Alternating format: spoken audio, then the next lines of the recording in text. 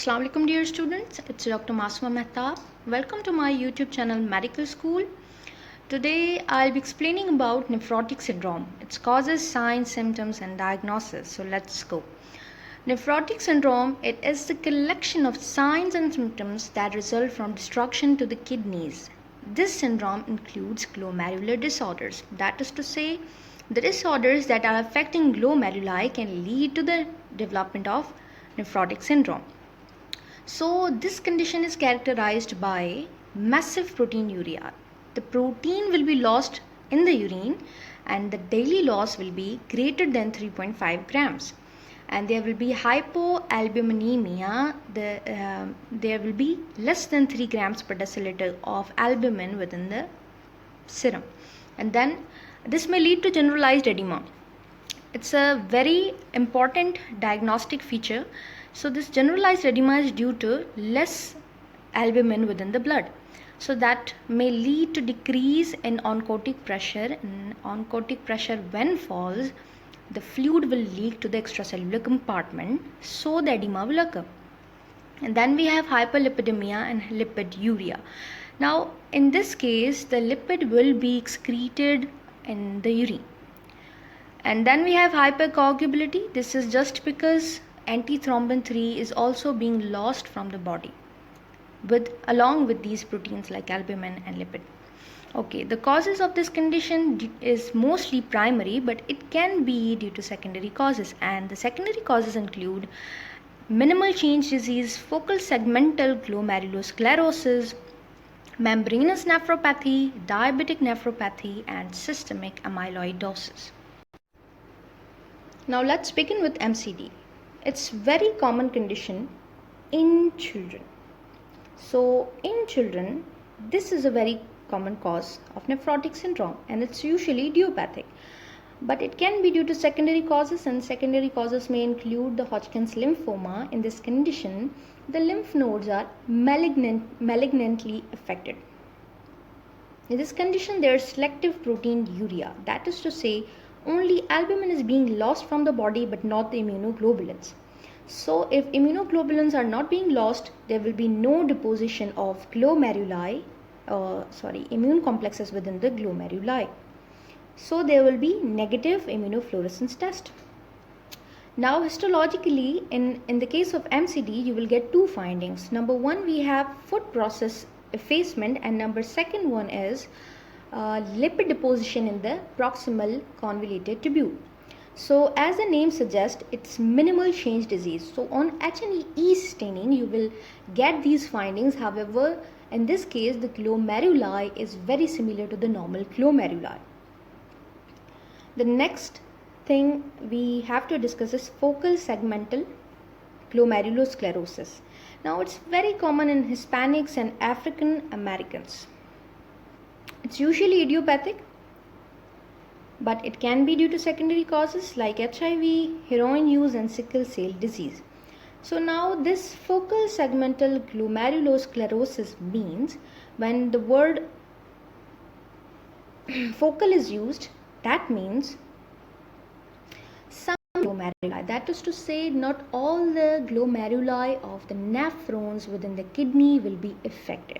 But if you are talking about segments, so these glomeruli, as we know, some of the glomeruli will be affected, but within those some glomeruli, only segments, part of glomeruli will be affected.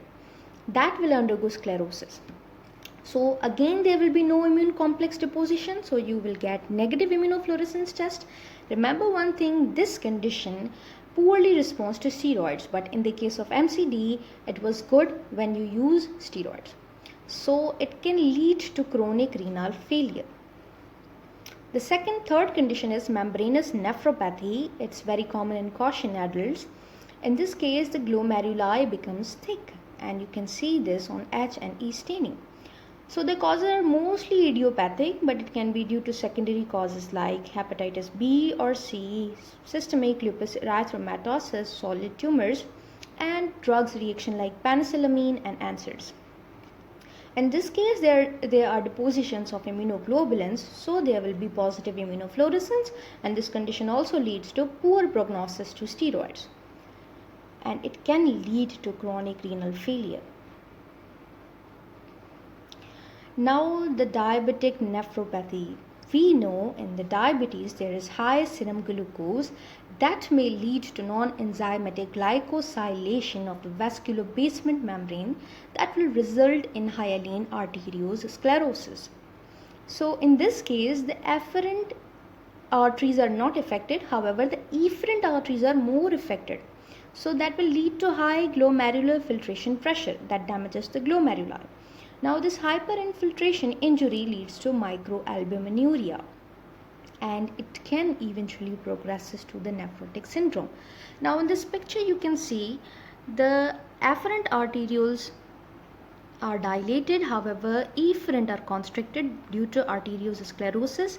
Efferent has undergone narrowed lumen. So the narrowed lumen of efferent arteriole has occurred. Now we know afferent arteriole is used to bring the blood towards the glomeruli, and efferent arteriole tries to get out that blood. So in this case the afferent arteriole brings the blood, but as the efferent arteriole is not functioning normally, so in this case there will be accumulation of blood that will cause hyperinfiltration pressure. When the pressure will be increased here, that may lead to defects in the glomeruli. So the albumin, you can see here, the secretion of proteins can take place that will be excreted in the urine.